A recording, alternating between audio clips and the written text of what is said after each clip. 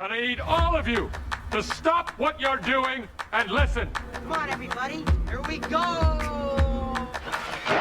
106 miles to Chicago. We got a full tank of gas, half a pack of cigarettes. It's dark, and we're wearing sunglasses. Hit it. Hello, boys! I'm back! Well, hello everyone and welcome to another episode of the Film Box Podcast. I'm your host, the mad scientist, Dr. Aaron Souza, and I'm joined today by my associates, Kainor and... I don't even know how to do the other one. Sam Von Majewski. Yes. Two dudes who have forsaken their great-grandfather's legacy and instead become scientists in America. Yeah, that's right. We're talking about Young Frankenstein today. How you guys doing?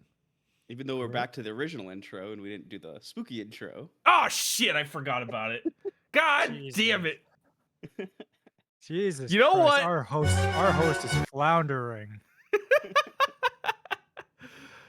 Sam, you want to take over? Yeah, so welcome to the Film Box Podcast, everybody. It'll be me and Connor from now on. Yeah, All right. Aaron's in the doghouse. I'm retiring. Oh my god. Well, I got something to make up for that. So, all right. But yeah, we're talking today about Young Frankenstein. It's the final episode of our Halloween series. But yeah, no, I think this is gonna be a really good episode, and looking forward to talking about it. But before we do that, we gotta talk about what we've been watching lately. So, who wants to kick us off there? I'll go because I've only seen one movie. All right. Frankenstein. Wow, look at that. I've been actually watching a lot of TV shows. All the episodes for Rings of Power came out, so I've been watching those. How is it? So it's better than it's better than the first season. It's actually pretty good this season. So Good. Connor, what about you? What have you been watching? Actually, you know what? Let me go, because I know you've probably got like 16 movies to go over. And then I come in and like, yeah, I watched 3. I watched 3 movies. Yeah.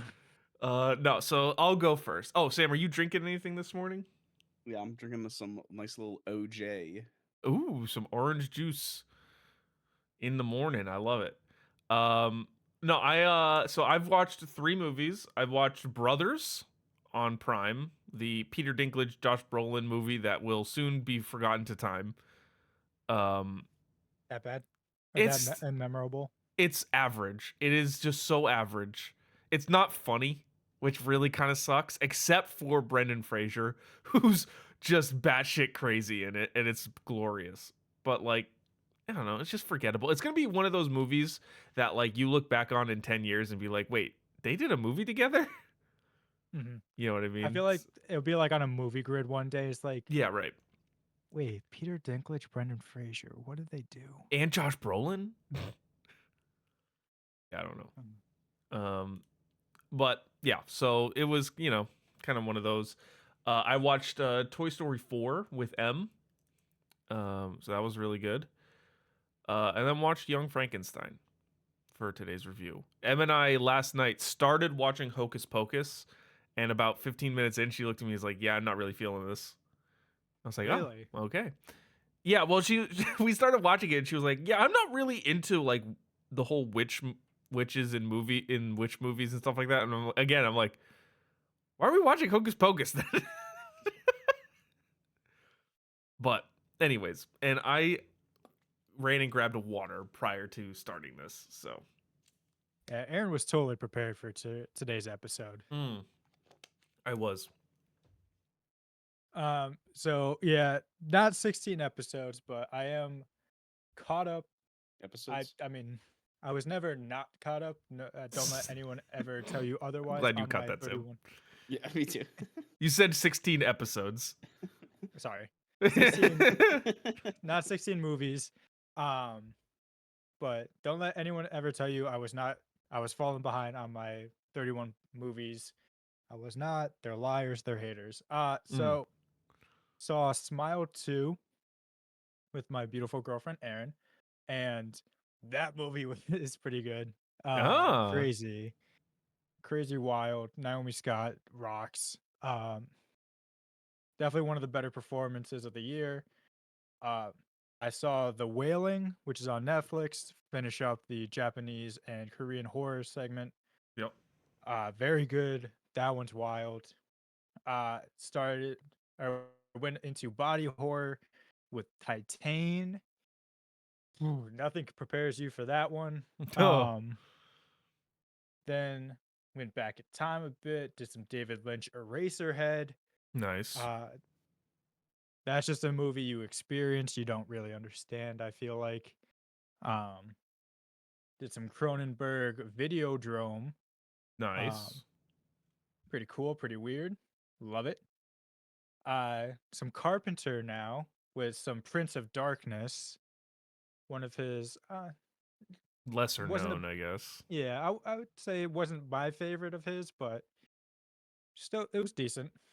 Um Tetsu the Iron Man, maybe one of the hardest watches I've seen. Just it's so gross. Oh God, But really? also just it's like the opening is a guy cutting his leg open to shove metal in because he just wants to become metal. What? Yeah. It's What it's in a the hard world? watch. But also just like that camera, it makes you feel like you're having a fever dream. Mm. Uh, and then Sam's in heaven. Sam's gonna give a viewer a seizure with the light flashing like that. Sam just has like an angel just sitting on Yeah. his windowsill. Yep. Um, and then I finished the body horror section with Raw. Mm. Uh, that movie is very good. Raw. It's raw. Um, it is Raw. And then moved on to the second to last segment I have, which is the 80s before. Ooh. Well, I guess first I watched Young Frankenstein, which 70s, so that doesn't count. But Yeah. for this little thing we do. Yeah. But This for little the thing. 80s segment, I watched The Changeling, Nice. which was pretty good. I like George C. Scott, one of my favorite older actors, Mm-hmm. but it was good. That it? And then that was it for movies, and I Wow. got my sparked energy drink. Nice. I also wanted to mention, and Connor, you'd appreciate this. Em told me to mention that she watched 2 of her comfort movies this week. Mhm. Those movies being Annabelle and The Conjuring. Great comfort movies. Yeah. Listen, they're which Annabelle is it? The first one or The first one. The Conjuring's a good movie. I can respect that. I love the Nice. Warrens, Nice. Connecticut locals. Yep. Pretty sure. Yep. All right, Represent. but that's that segment. Now Connor, you had something that you wanted to bring to the table for this. Yeah, so Sam it was based off something Sam said and it just resonated with me. And based off our chat last time. That's a new segment I want to institute called What's Pissing Your Gears? What in the film industry is really bothering you this week? Mm. Mm. Aaron, do you want to kick us off? Yeah, I think we kind of started to talk about it a little bit earlier, and I think it's something that we should just, all have a quick discussion about. Is this Hollywood Reporter article. Mhm. And this article, Sam, I don't know if you've seen it, I don't think I have. but it's titled "Why Hollywood is Terrified of Horror Fatigue in 2025." And in it describes just a whole bunch about like the landscape of horror right now, and how things are going, and then also that executives and industry analysts are afraid that people are not gonna want to go see horror as much in 2025. That like at the MCU, that horror fatigue is a real thing. And to that I say, Bullshit. no. Yeah, that's the dumbest thing I've ever heard. It's the dumbest thing I think I've heard, and when I saw that pop up on my Twitter feed, it made me physically upset. Oh God. So when I a year ago, I wrote the Shazam 2 article, and Yes. in it, I at the very end, I wrote about superhero fatigue. And in it, I said there's no such thing as like people aren't like getting tired of superhero movies, they're getting tired of bad movies. Like if you're just gonna pump out bad movies, people are Yeah. not gonna pay to see it. Right. Like you can't put out like a $200 million movie that just looks like shit. Right. And the thing with horror is you can make them super cheap and you allow people to be incredibly creative Hmm. and they just tap into different areas of creativity that like can speak to so many different people where even a company that I personally don't like Blumhouse like and I've done all pretty much all the horror reviews that are on our site Hmm. and I say every time it's a Blumhouse movie that their process is very like it's like a factory line like hey, here's your budget, do whatever you want with it. We're going to give you free reins, but Yeah. stay within the budget. People go to see them. Oh yeah. That's the thing. And even in that article, it's evident they say that like Smile 2 has done really really well at the box office in its first week. Terrifier 3 um Was doing better than Joker, too. yeah, is doing better than A Joker billion 2. dollar movie couldn't beat Terrifier 3. But they're talking like there is one of the quotes in here says there are something like 26 wide horror releases this year and there are already 18 next year, says one Topic Studio exec. You'd like to have a break in between. You don't want audiences to be satiated by the time you come along. And it's like, what are you basing that? There's 52 weeks in a year. There are thousands of movies that get released Yes. in a year. Yes. Like, How many action movies get like a theatrical release every year? You don't oh, hear like, oh, people are stupid. tired of action movies. People It's are a tired of stupid comedy amount. movies. It's every month Netflix has a new random action movie that sucks ass. Every month. Mhm. And that's just on Netflix. And the thing Um, is too, like, because in this article it says like the 2024 horror titles that didn't work, like Night Swim, Imaginary, Late Night with the Devil, Immaculate, First Omen, Abigail, combined have a budget of $100 million and have made about $235 million. First off, that's a profit. yeah, that's good. I don't That's a know if you profit. know, but that's good.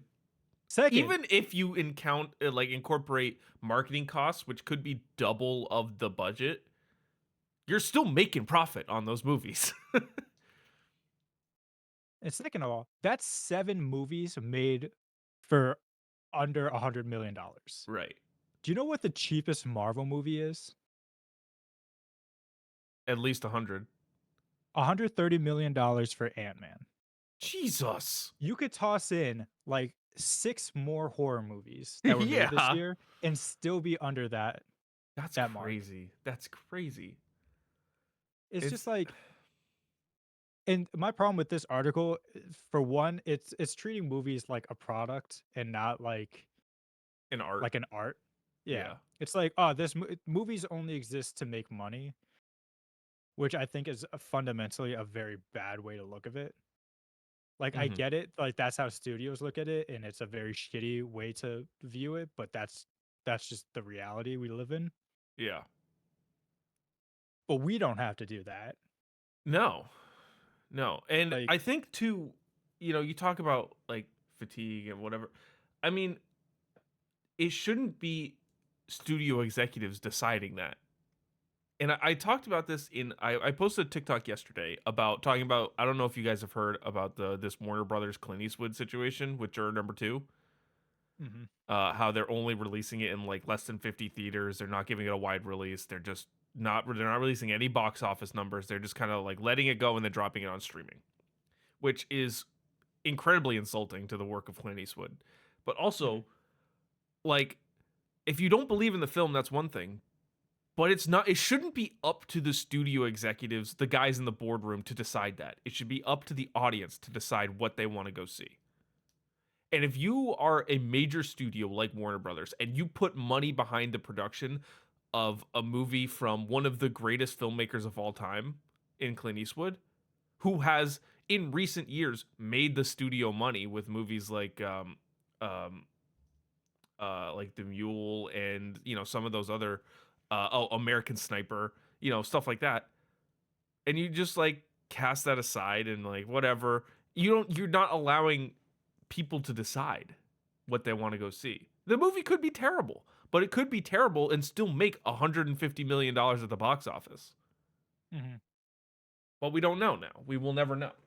And it's just insulting. It's just one of those things. I'm looking now. It's only getting released in a couple places in New York, couple Yeah. places in LA, and one place in Chicago.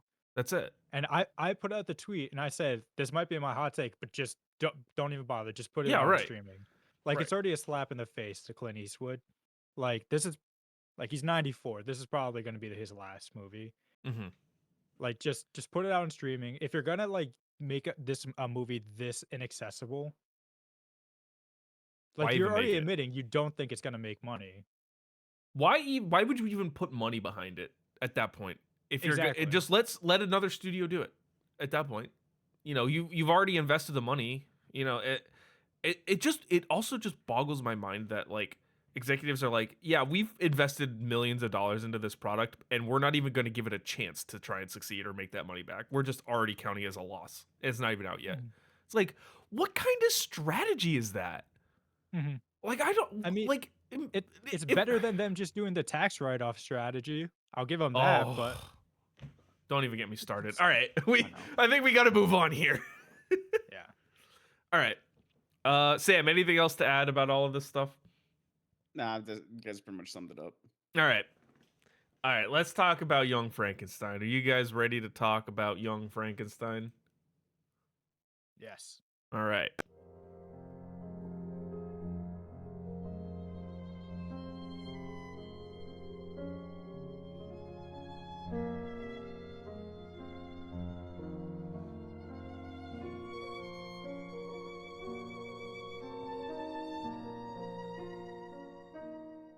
All right. There you go.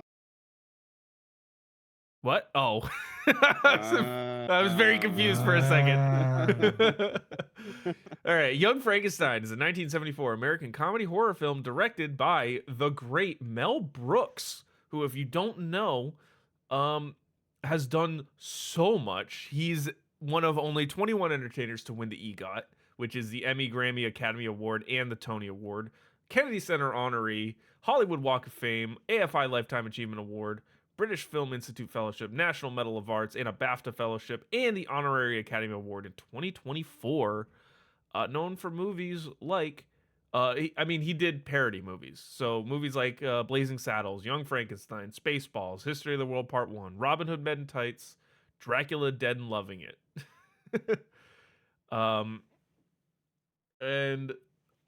So very, very prominent. This was one of his greatest films.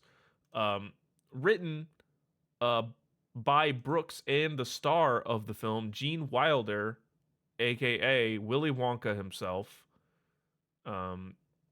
Also collaborated with Mel Brooks on Blazing Saddles and the producers. Based on Frankenstein, the 1818 novel by Mary Shelley, produced by Michael Gruskoff, who has produced some stuff. Not a ton. This is probably his most prolific movie that he produced. And starring Gene Wilder, Peter Boyle, Marty Feldman, Cloris Leachman, Terry Garr, Kenneth Mars, Madeline Kahn, with cinematography by Gerald Hirschfield, who is most known for doing Young Frankenstein, but he's worked with Sidney Lumet, John G. Avildsen, Frank Perry, and Michael Crichton throughout his career. And music by the great John Morris, who was a frequent collaborator with Mel Brooks and Gene Wilder. Young Frankenstein was released December 15th, 1974 by 20th Century Fox with a runtime of 105 minutes and a budget of $2.78 million. Can you guess how much movie this made at the box office in 1974? Give me 2 seconds. And we're looking it up again. Connor, you are muted. I do not hear you. I think this may. I didn't look it up this time. Okay. Give me 90 mil. I actually didn't look it up. I'm gonna guess like 70. All right. It was 86.2 mil Oh. in 1974 dollars, which is pretty good. It's pretty good. What's that with inflation now? Let's see. 86 million in 1974 to today. It is the equivalent of, well, that's not 5. no 86, not 860,000, 86 million. 55. Nope. You okay? Sorry, that's 8.6 million. 86 million. Oh God. I'm making the exact same mistakes you are. It's 550 million. There we go. We were making the exact every mistake. It was 860,000. Then it was 8.6 million. I was like 860,000. Oh, let me just add an extra zero onto that. Wait, That'll I make gotta it add another 86 million. zero. Yep. So 550 million in 2024 dollars. So that's like a huge success. I need to get Borat saying great success and have it as like a soundboard whenever a film makes a lot of money. It's like great success. That's Borat, right? That's not the other one? I don't know. What do you mean the other one? The what's the other one that he did? Are you being Not racist, Borat. Aaron? Not Borat. Yeah. What's the other one that he did? Bruno. It's not Bruno, right? No. Okay. Good. All right. Let's move on. Sam, you got reviews for us. Yep. As always, we got our little good friends at Rotten Tomatoes. Woo! For the tomato meter, this movie had a 95% God damn. with an audience score of 92%. So you could say it was a success both for the critics and Great the audience. success. Great success. I'm sorry. And I got a couple and it has a 4.8 out of 5 stars on Google reviews. Jeez. Our friends at Google Reviews. So I got a 1 star like always. So this one says, I loved some of Mel Brooks's work, especially the producers, but this was truly woeful. It is a series of bad dad jokes, badly directed, badly acted, and there's simply nothing funny about any of it. Feldman may look the part of Igor. Igor.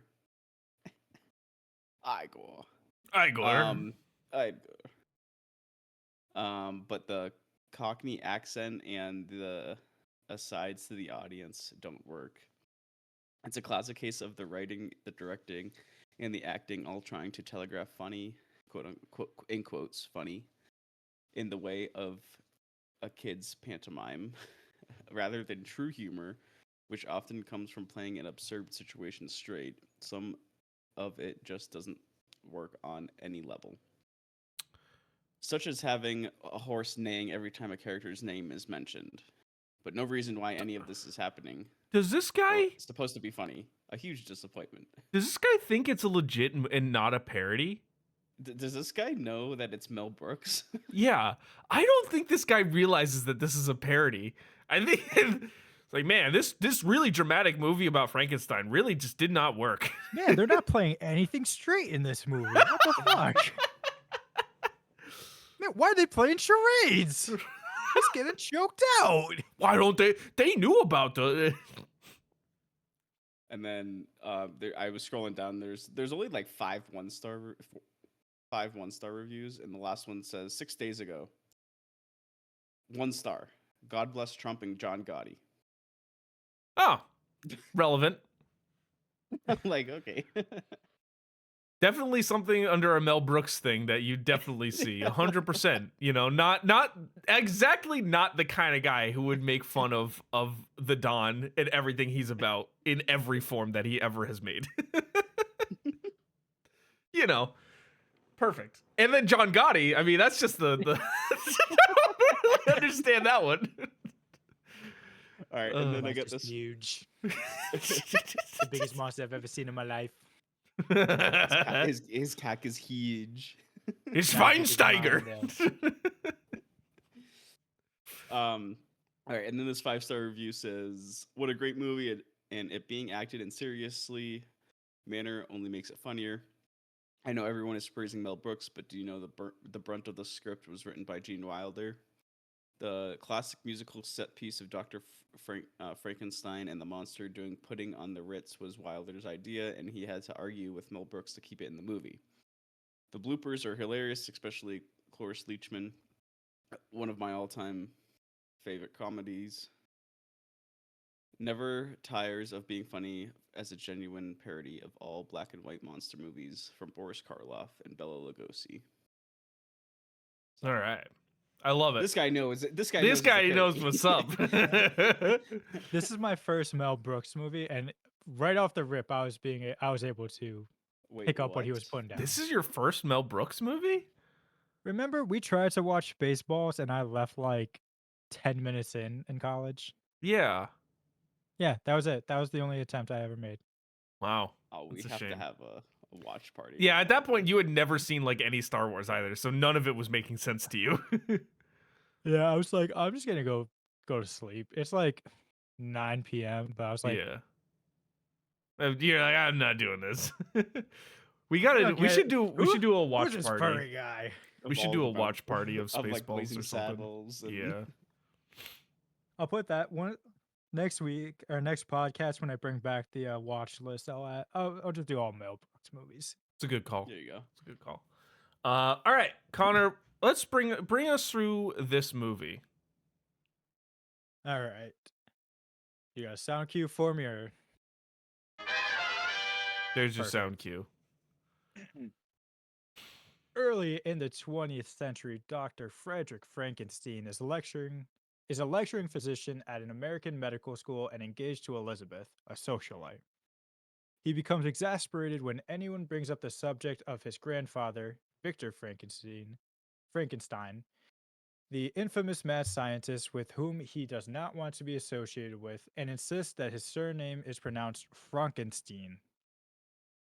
When a solicitor informs him that he has inherited his family's estate in Transylvania after the death of his great-grandfather, Frederick travels to Europe to inspect the property. At the Transylvania train station, he is met by a hunchback, bug-eyed servant named Igor, I'm just calling him by his real name, and a beautiful young female assistant named Inga. Arriving at the estate, Frederick is met by Frau Bluka, the intimidating housekeeper. After discovering the secret entrance to Victor's laboratory and reading from his private journals, he decides to resume his grandfather's experiments in reanimating the dead. I know this movie was made in 1974, but can I just say I am so glad that we have moved away from putting all the credits at the beginning of movies. You don't like 10 minutes of credits? to No. start? No. I appreciate that they didn't try and do anything fancy though during that. It was just this super slow push in of the castle. Mhm. But like, man, I was sitting there like, all right, I get it. We can move on now. Just give us the studios and let's move on. Yeah, right.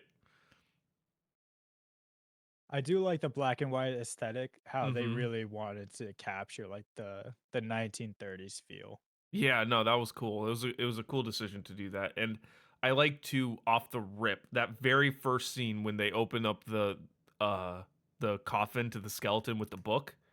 Mhm. And like they go to take it and the skeleton's like, no. It just pulls it back. It's an immediate tone setter. It's like, okay, this movie's like a bunch of bullshit. Yeah.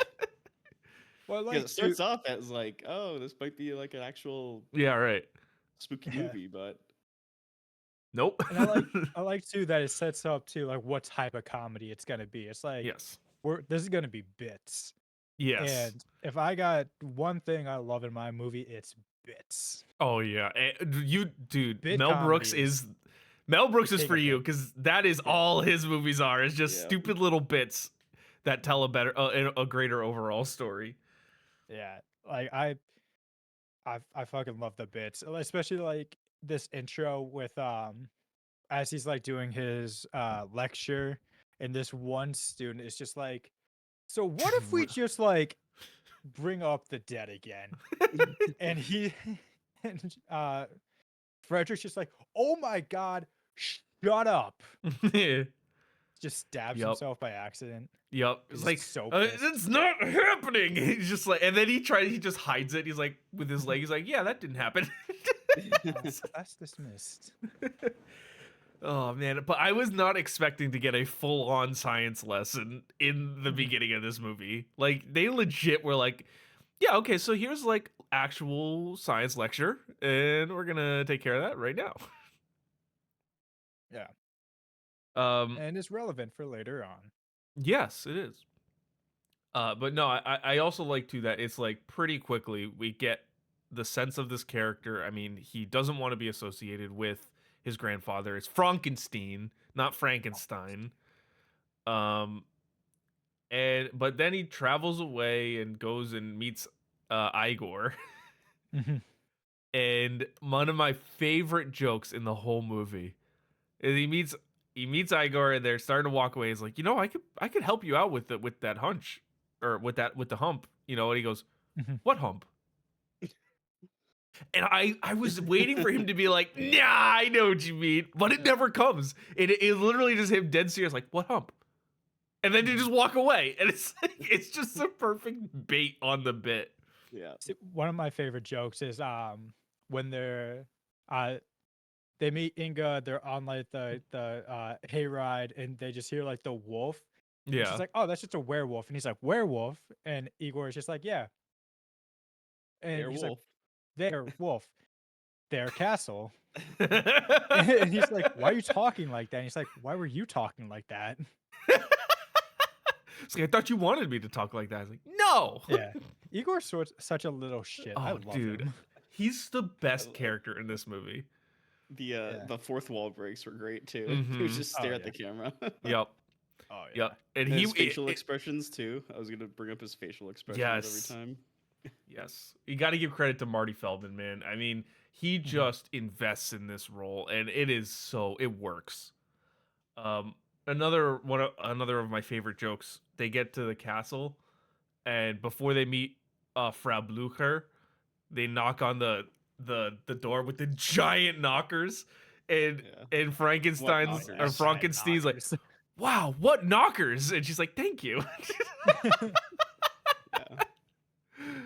Oh, it's just so stupid. It's so funny though.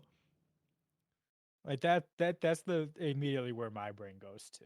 And Yeah. like I I know like if I met Mel Brooks, I would get along. Oh, for sure. For sure. Um And Gene Wilder too. oh yeah. All right. Oh yeah, so then they get into the castle and Mhm. I think like on a more serious note, the first thing that really absolutely blew me away was the set design across this whole movie. But like you Mhm. really see it when they step into the castle, like those sets are phenomenal. They're so good. Because they got a lot of the original props back. Mhm. Which is cool because I did a little research on that. So apparently there's this guy, Kenneth Strickfaden, Yep. who had all the or most of the props from the original Frankenstein. Oh, that's cool. And he just had them like in his garage. And like Mel Brooks and Gene Wilder like went to like find them. And Kenneth was like, "Yeah, you could have them for like $1,000, and or you could borrow them for like $1,000." And Wilder and Brooks were like, "No, no, no, no, no. We'll borrow them for 2,500. Mm. Learn how to negotiate, man. That's awesome. You are sitting on a gold mine here." So shout out Kenneth for keeping that, because that authenticity really It adds so elevates this. much. it adds so much to the movie. It Mhm. wouldn't be the same if it was like just like a generic sound stage or whatever. You know, it adds a ton. So I'm very appreciative. Mhm. And obviously it's all practical, so you know, I love that, you know. Oh yeah, Aaron Practical Souza.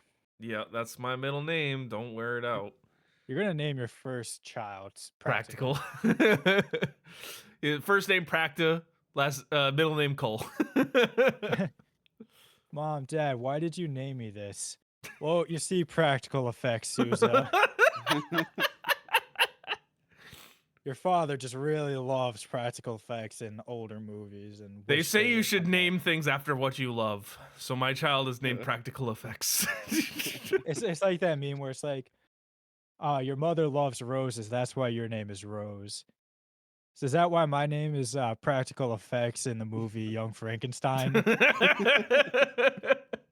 Yes. Yes, it is, son. Yes, it is. Oh man. I'm just gonna name my kid Frank and the middle name Einstein. Frank and Frank. Steen. Frankenstein. I wish it was like a bit, because I like too that for pretty much this entire opening, like no one just says anything right. Yeah. Like no one gets his name right, and when Frederick is having like his nightmare before he's like woken up, like I'm pretty sure Inga says nightmare wrong too. She's like, you're having a nightmare. Yes. And, This is I put in my notes everything. like, I just wish everyone just says everything wrong. Yep. Yeah. Pull the lever. um all right, let's move to the next section. Frederick and Igor steal the corpse of a recently executed criminal, and he sets to work experimenting on the large corpse. He sends Igor to steal the brain of his deceased scientist and saint named Hans Delbruck. Startled by his own reflection in the sound of thunder, Igor drops and ruins Delbruck's brain. Taking a second brain named Abnormal, he returns it and Frederick transplants it into the corpse, thinking he has put in the right brain. Frederick brings the monster to life by electrical charges during a lightning storm. It takes its first steps, but frightened by Igor lighting a match, he attacks Frederick and nearly strangles him to death before he is sedated. I love the charades. Yes, Oh, the the charades charade- are hilarious. This is when like at first I was like, I don't know if the bits are really like all the way working for me. The charades one was when I was like, oh, I'm in. Yeah, they're working.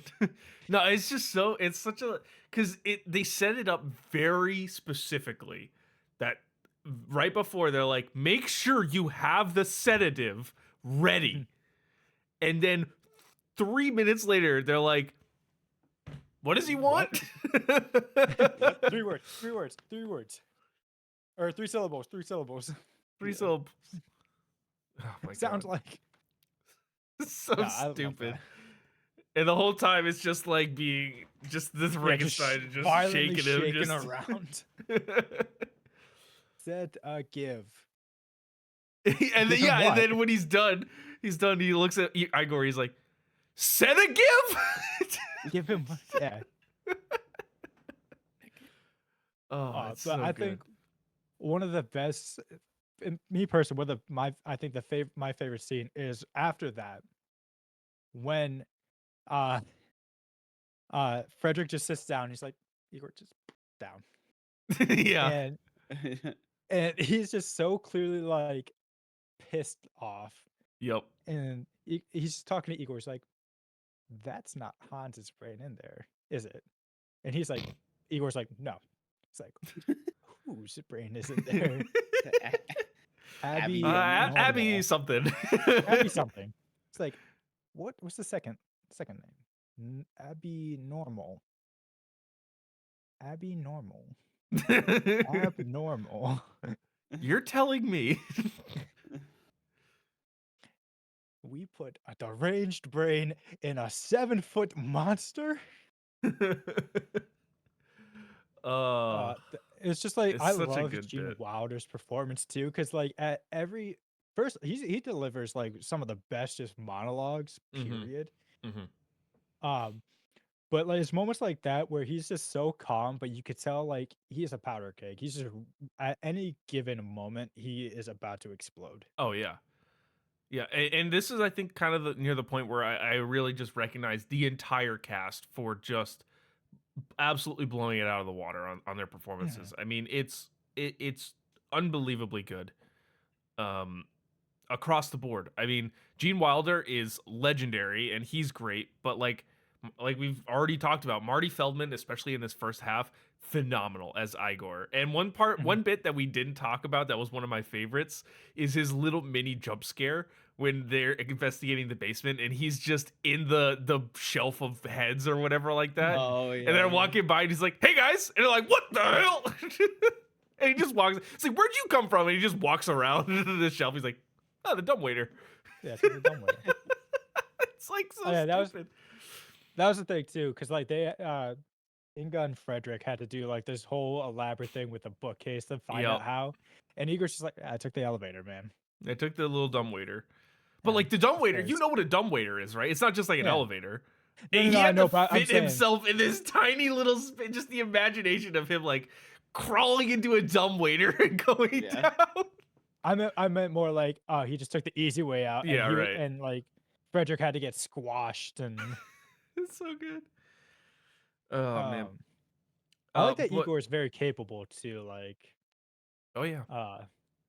he's not just like an idiot. Yeah.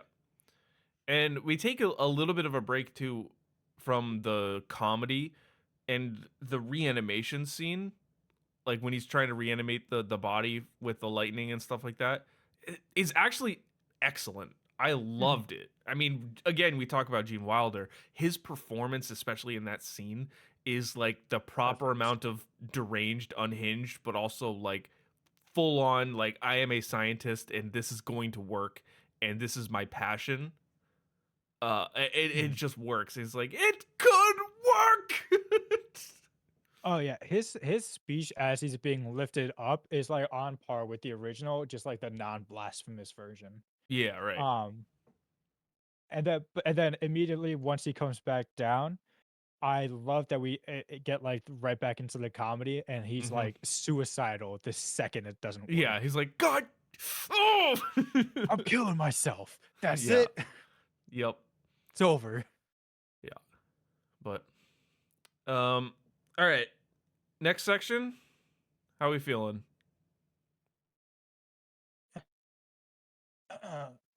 Unaware of the monster's existence, the townspeople gather to discuss their unease at Frederick's continuing his grandfather's work.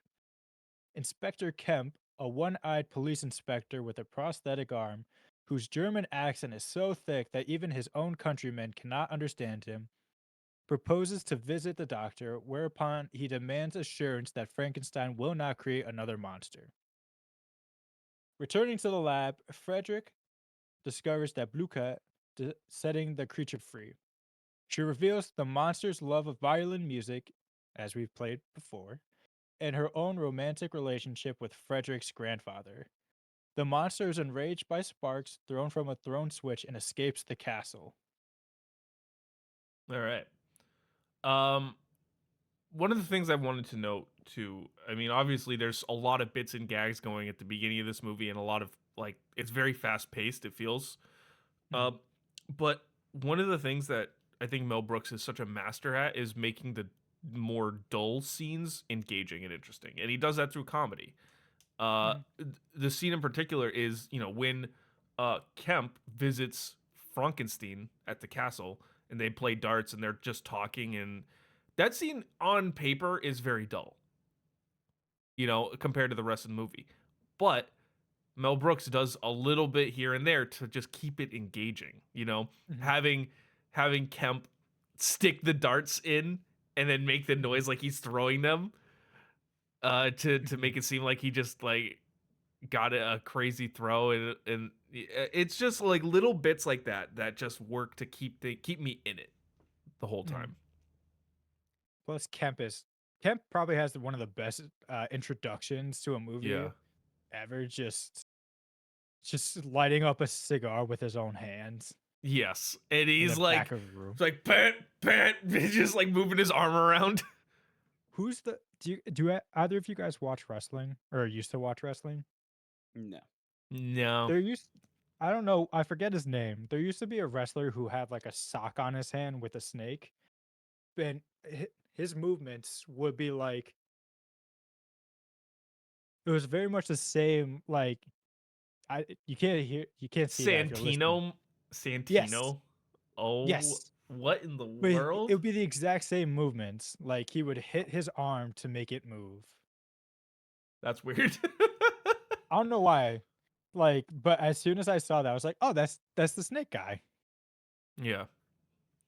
But it's a good character quirk to have because Oh everyone's yeah. quirky. Yeah. Right. It's memorable. Hmm. Um, I like, and again, this section is kind of like I said, it's a bit slower. But I've always appreciated, well, I shouldn't say always. This is my first time watching Young Frankenstein, but um, I appreciate so much how Mel Brooks and Gene Wilder actually developed a legitimate story. You know, obviously it's based on Frankenstein, so they have the frameworks of that, but like they create a legitimate plot and then fill in the space with bits and jokes. Hmm. It's not like they force things in to where to be able to say like I want to do a joke about this, so we're going to force that in here or whatever. Like they Hmm. weave the jokes into the telling of the story so that when you do get the slower parts, it still is telling a cohesive and really really engaging story. Yeah. Um, I do like actually this is for the next part. I'm gonna save that thought. All right. Sam, do you have any thoughts? Any other thoughts? No, I'm good. Okay. Let's go to the next section then. Let's keep it rolling. Actually, no, you know what? This Nope. does uh one thing that not the biggest fan of, not big fan of the monster design. Really? Feels kind of it's Interesting. very like I don't know, it's just a couple stitches. Yeah, okay. I That's get it. that. I get Could have that. done a bit more with the makeup. But again, it's black and white, so can't really see that much, but Mhm. we could have done a bit more with the at least drawn on a bit more scars or whatever. Yeah. All right, moving on. Moving on. While roaming the countryside, the monster has encounters with a young girl and a blind hermit. Frederick recaptures the monster and locks himself in a room with him. He calms the monster down. He calms the monster's homicidal tendencies with flattery and a promise to guide him to success, embracing his heritage as a Frankenstein. At a theater full of illustrious guests, Frederick shows the creature following simple commands. The demonstration continues with Frederick and the monster both in top hats and tuxedos, performing the musical number Puttin' on the Ritz. A stage light suddenly explodes and frightens the monster, interrupting the performance. The audience boos and throws vegetables at the monster, who becomes enraged and charges into the audience, where he is captured and chained by police. Back in the laboratory, Inga attempts to comfort Frederick, and they end up having sex on a suspended reanimation table. Um yeah, I just got to acknowledge the brilliance in the writing. How do you even come up with the scene with the blind hermit in the soup? I Like, have no idea. That's from Bride of Frankenstein. oh, there it That, is. well, Oh yeah, yeah, that yeah, was yeah, something I yeah. was going to say. With the story, he kind Brooks and Wilder combined Frankenstein and Bride of Frankenstein, which we'll get Got it. more into in the next segment too. Because the uh the blind hermit part was like a very key part of Bride. Um, Got it. but I do like because it's a good Gene Hackman cameo too. Yeah. Um, and I like that uh this played more for a realistic bit instead of like in Bride. It's a very tender moment like of the monster showing like, oh, you're not a monster. You're capable of feelings and of Right. doing all this. Whereas this one's like they're trying to do the exact same things, but with the realization it's a blind guy who Yeah, right. can't Is see a he can't see. He's trying to pour the soup and he just pours it all over him, and on the lap. Gives him some wine, smashes the cup. that was hilarious. I was like, how are they gonna mess this up? And he just goes, put her there, crash. He just looks at her like come on. Yeah. He like tries to light the cigar for him. Yep. Just I lights gotta him on say, fire. the work of Peter Boyle as the monster is impeccable. I mean, it's so good. Um, but I love, and we talk about um more serious moments. You know, you get the bit when he's like, whatever I say, do not let me out of this room, whatever, when he's Oh. confronting Frankenstein, which is hilarious. But then immediately after that, the moment where he embraces his family name and that monologue around that, I mean, that is like truly excellent dramatic work right there from Gene Wilder. It's excellent. Mhm. Oh yeah. When like the more serious moments, I think he absolutely crushes. Mm-hmm. Like the monologue as the table rises up, nails it. Yeah. That like moment where he's like comforting the monster and embracing his family, crushes it. But he also crushes, like you were just saying, don't let me out of this room under any circumstance. I will kill you if you let me out of here. As Yeah. soon as the door closes and the monster like stands up, he's like, let me the fuck out of here, Yeah. please. I was joking. Ha ha ha ha. It was a joke. Ha ha ha. If you don't let me out of here, I will fucking kill you. Please open the fucking door right now. It's so good. Just the line delivery was great. Oh yeah. Like, he's always good at his line delivery, though. Yeah. Mm-hmm. He is, I mean, really just an amazing actor. And for me, I didn't really know him beyond Willy Wonka, and it's a shame because I think he's so immensely talented. So I might have to go watch more of his stuff. He just has like an energy that no one else has ever had, I feel Mhm. like. Mhm. What did you guys think of the Putting on the Ritz musical number? I think it was a good touch. It was a good moment. Yeah. Not my favorite, but not my least favorite. Yeah, I think that's fair. I mean, definitely was fun and in Mhm. the spirit of the type of movie that it was. Yeah. Um, the problem that I always have with musical numbers, like in comedy films especially, are they often go too long. Yeah. I think that was my problem too. Yeah, and it was actually a bit of an issue in the new Beetlejuice, the new one, where it there was a musical number in there and it just kept going. And it's just, I think, you know, it's a tough debate of like, do you finish out the song or do you like cut it off early? And if you're going to, when do you cut it off? It's tough. It's a tough thing to decide. But I think in comedies they often just tend to stretch it a little too long. Hmm.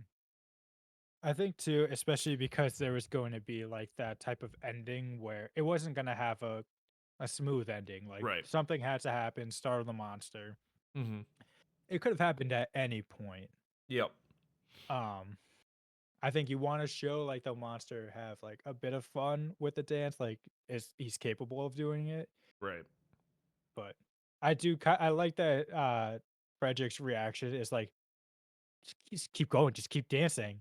Like don't Yeah. ruin this for me. Yeah. Right. It's not like, okay, we got to get you out of here. It's like, no, no, no, keep dancing. Like, Yeah. I'm having my moment, man. Mm-hmm. Uh, at that same tone, though, you know, after he gets captured, I like that they make the monster throughout the whole movie more of like a sympathetic character. He's not just like a monster. Like there's some real Mhm. personality there and a real sympathy that you develop for this thing that shouldn't exist and doesn't even know what's going on. And all these people, it's like shades of the original Frankenstein, you know, where the Mhm. monster is it's not just a monster. It's like it has no idea what's going on. It's just people are afraid of it. Mhm. Mhm. I love that. Yeah. All right. Do we have how many more sections? Do we have one more section? This is the last one. All right, let's rock and roll. To the end. The monster escapes from prison the same night that Elizabeth arrives unexpectedly for a visit. Yeah, remember that? He's married, or about to be married. The monster takes her captive as he flees. Elizabeth falls in love with the monster due to the sheer size of his cock. While the townspeople hunt for the monster. Excuse me, it's enormous Schwanstuker. Frederick plays the violin to lure his creation back to the castle and recapture him. Just as the Kemp-led mob storms the laboratory, Frankenstein transfers some of his stabilizing intellect to the monster, who reasons with and placates the mob. After properly welcoming the monster with his prosthetic, and with his prosthetic accidentally getting pulled out, Kemp then takes the mob members back to his place for a little sponge cake and a little wine. Sometime later, Frederick and Inga are married. Elizabeth's hair is in a new style, replicating that of the bride of Frankenstein. She marries the now erudite and sophisticated monster. While in bed with Frederick, Inga asks what her new husband got in return during the transfer procedure. Frederick growls wordlessly like the monster, embraces Inga, who, as Elizabeth did when abducted by the monster, begin singing the refrain, "Ah, sweet mystery of life," as Igor plays the music from atop the castle. The end. Oh, I gotta say, man, having Elizabeth come back or like arrive at the end of this movie really just injects life into it at the end of the at the end, which it needed. I mean, admittedly, it needed it after the performance and the monster getting captured. It was such a like a reinvigorating spirit of like, yeah, we're gonna bring this character back for the last 15 minutes of the movie. It kind of felt like we needed something to corral it back to Yes. like a central story, because it felt like we had meandered down some paths and Right. we needed to find a way to land the plane.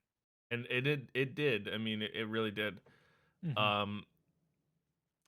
The only thing that I wish was that Igor was a bigger part of the second half. Cuz like once we hit like second half final third territory, he kind of disappeared for a while. Mhm.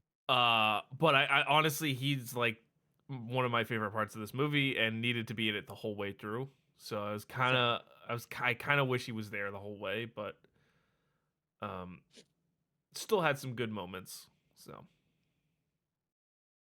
Um, Man, it would have been so funny if after having sex with Elizabeth, the monster that's what made the monster like completely normal. that would have been hilarious. Yeah. I That would have been a 10-star movie. Like he 10 has stars.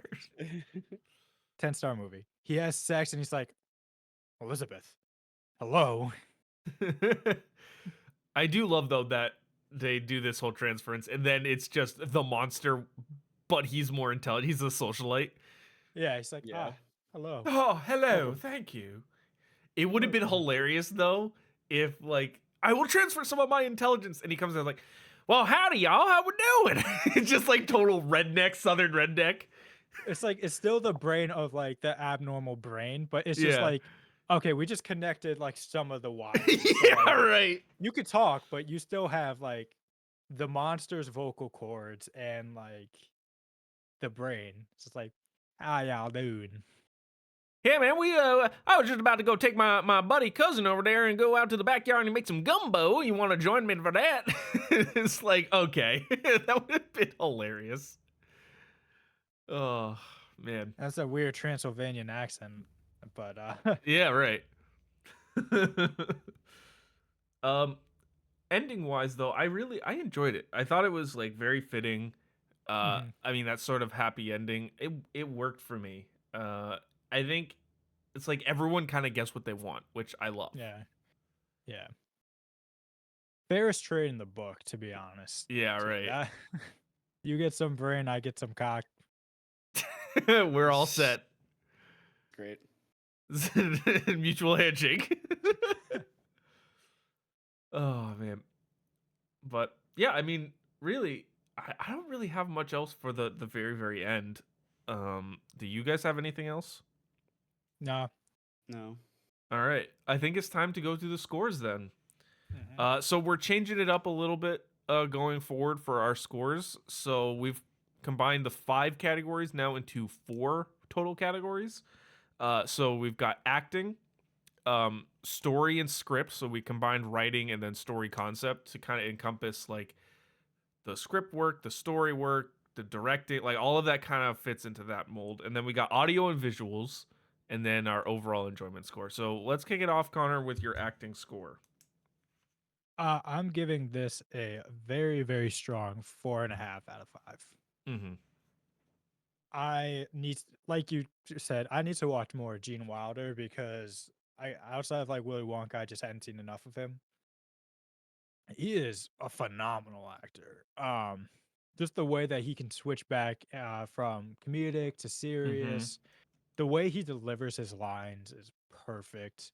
Um, Igor was probably like my favorite part of the movie too, just the way he was able to deliver his lines, just his comedic effect on everyone else too. Uh, the monster, I thought, you know, it was pretty good. Uh, like I'll always just have like such a high opinion of the originals, just like the makeup, the design, everything Mm-hmm. there. It's just not gonna everything will just pale in comparison, but very strong 4.5. No real weak spots, just I feel like some people could have been better utilized. Yep. Yeah, so I'm in right in agreement. I mean, think a 4.5 out of 5 is great. The performances across the board were really solid. Didn't care much for Elizabeth as a character. I thought that she served a purpose well, but it was kind of like, yeah, whatever. Um, but served the overall story really well. But like you said, Gene Wilder is just phenomenal. Marty Feldman was really good as Igor. Uh, um, who was it? It was Peter Boyle as the monster I mentioned. Really good work as a character who really doesn't speak for most of the movie, and um, uh, uh, Terry Garr as Inga was just such a fun addition as well. Uh, so I mean, yeah, 4.5 for me. So pretty solid across the board. Yeah. I'm also there right there. 4.5 out of 5. Uh, Nothing different than what you guys said. I think we could have used Frau Luca a little bit more too. Mm, She wasn't Mhm. in the movie a lot, but Yeah, she was good. yeah. So yeah. All right. Then that's going to bring us to the story slash script, which is going to encompass writing and directing and overall story. So I gave this a solid 4. I think I mean, the writing was on point for the most part. Um, obviously with a movie that's like full of gags like this, some of them might not work as well as others. And I know I mentioned, the putting on the Ritz was fun, but it went on too long, and just various little moments like that. But still really good. I thought it was a really interesting take on Frankenstein. That I commend highly. And you're gonna make a parody of anything. I think Mel Brooks is the master at it. So at that level, it was extremely successful. So a really solid 4 out of 5 for me. yeah, I Sam, also gave yeah, it a 4 out of 5. Um, Again, really, I do like the direction that Mel Brooks took with a little change it up a little bit.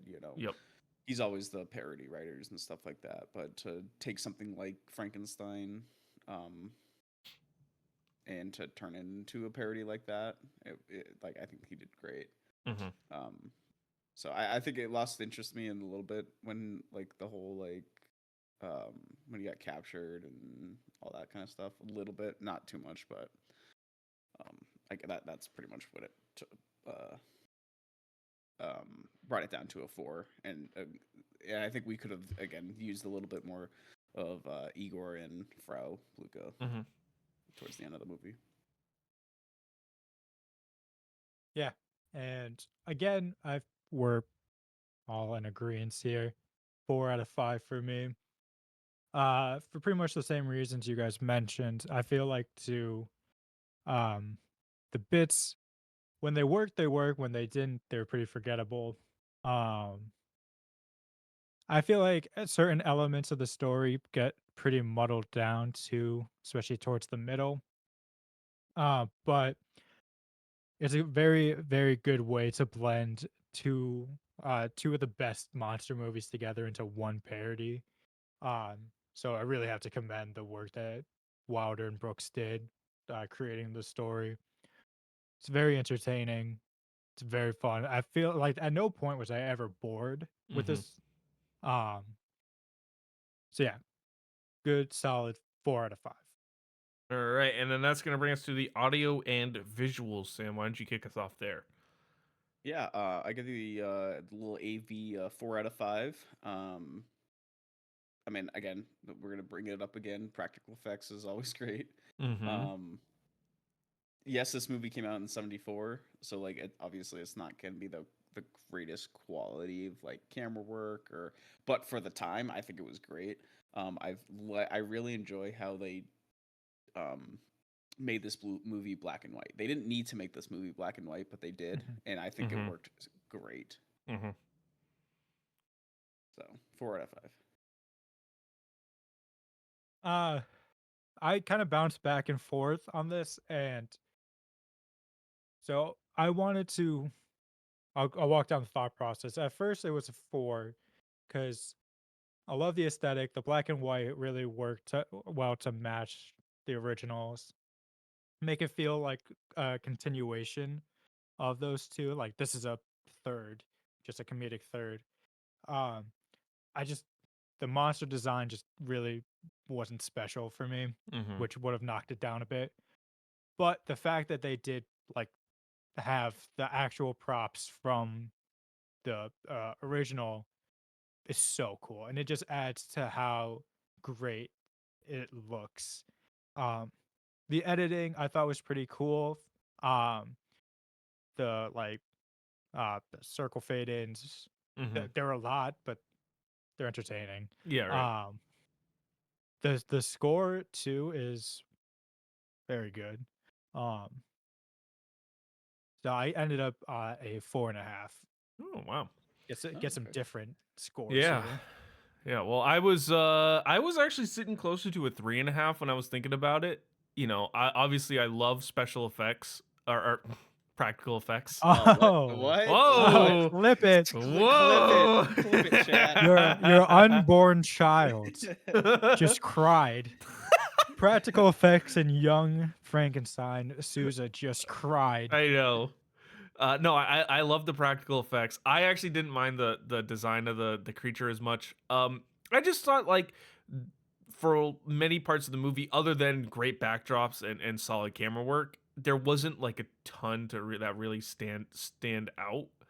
Um, but the more I thought about it, the more I thought that was not really a good a real great detractor from the movie. I like the use of sound a lot too.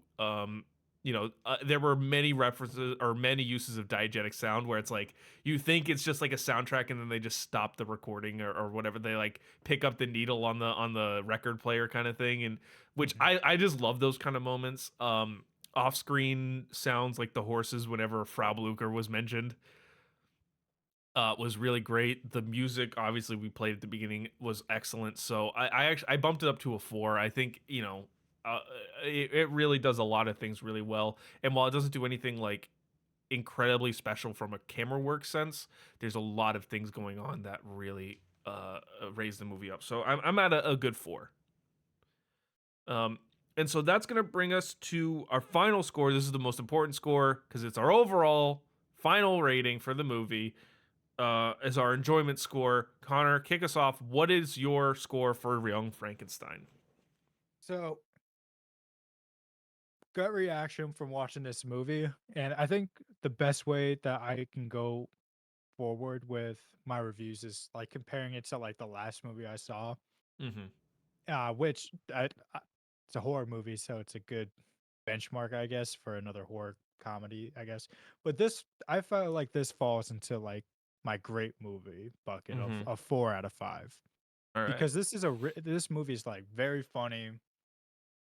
Um, the horror aspects, they're okay, but that's not what the movie was really trying to do. Mm-hmm. Um, I love the way that the story was constructed and how like it blended Frankenstein, Bride and Frankenstein, with the Mel Brooks twist. Yep. The bits were funny. Gene Wilder is just incredible in this, and like all the side characters too. I thought really stood out when given the opportunities. Um, yeah, 4 out of 5. Really Yep. enjoyed it. All right. Well, I am at a nice solid 4.3 out of 5, which is a little bit higher than if you averaged all my scores together.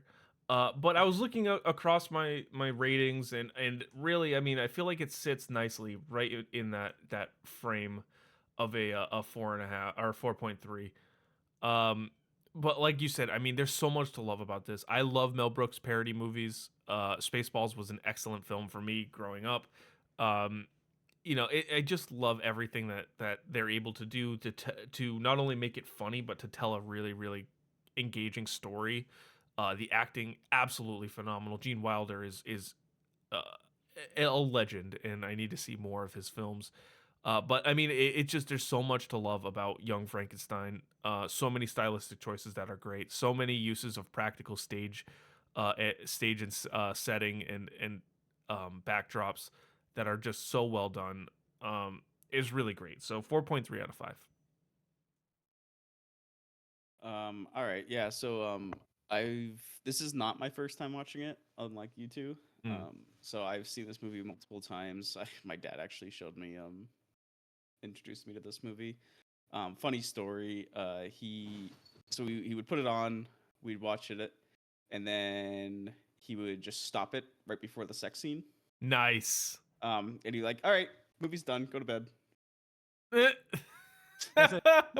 So yeah. That's Yeah. hilarious. So I haven't really a lot of the beginning of the movies I do remember from like when I was more of a kid, but I'm just I imagining now that you're an adult and you watch it, you're just like, holy shit, there's more movie. There's yeah, more. exactly. Wow, what an abrupt Um, ending. Yeah. Yeah. Man, the monster's loose and he just ends it right there. That's crazy. But yeah, this movie is great. Mel Brooks is one of my favorite directors and movie creators. Again, Gene Wilder is great. I'm gonna give this movie a 4.4. All right. So that is going to bring our rating to a 4.23, which of all the movies that we've done, incredibly, is directly tied with last week's episode of The Invisible Man. Wow. Which is quite impressive. So they are now tied for sixth technically. So just above that is Beetlejuice is a 4.25. Just below it is Challengers at a 4.17. So two in a row where we've had the same score and different across the board too. It just happened to be, and I feel like that's pretty fair. I mean, honestly. Mm-hmm. But another top 10 entry. So we will see. Knocks the Parent Trap out. Yeah. Yeah, it does knock the Parent Trap out of the top I've heard 10. of Days of Summer just hanging in there. Oh, it's just hanging Well, on. Oh, so man. technically, if it's tied for sixth, it's technically still in. Yeah, well. All right. Well, that's gonna do it for this episode. We hope you enjoyed listening. We really enjoyed doing it. If you like what you listen to, leave a rating, subscribe, follow us on your favorite podcast platform, share it with your friends, do all that stuff. It really helps us out. And go to our website. Follow us at firstpicturehouse.com for new reviews and articles and all that kind of stuff that we write all the time. And you can go to our Twitter as well. And we're also on Blue Sky. I don't know if I mentioned that last week, but we're also on Blue Sky because who knows about Twitter these days. So, Right but now, those it's are downfall. those are all linked in the show notes, as well as You can follow me on TikTok, and you can follow all of us on Twitch for when we stream. We've been doing some streams this month. I'm hoping to continue doing some streams every so often of various games. And yeah, you can follow us on Letterboxd. We each have our own. You can see what we're watching, when we're watching. You know, Connor's been doing his 31 days of movies. I'm planning on doing a 25 days of Christmas movies in December. Ah, So nice. I'm gonna do that.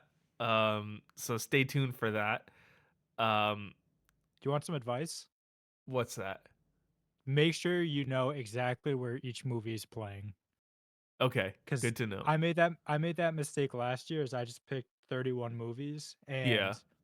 the day of, I'd be like, all right, I'm gonna watch this movie, and then I'd be like, I don't know where to watch it.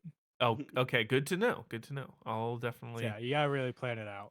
yeah, I'll make sure of that. All right, so that's that. And yeah, we'll see you next time on the Film Box podcast. See you later. Hookah.